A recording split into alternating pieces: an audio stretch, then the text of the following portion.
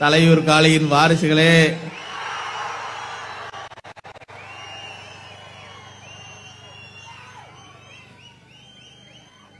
இந்த கொங்கு வசந்த திருவிழாவில் வரவேற்பு வைபவத்தில் பன்னீர் கொண்டு வரவேற்புதான் நம் மரபு.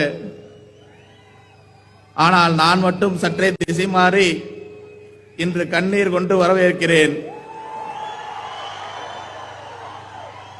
கலங்கி விடாது உறவுகளே. ஆம், இது ஆனந்த கண்ணீர். எத்தனையோ தடைகள்,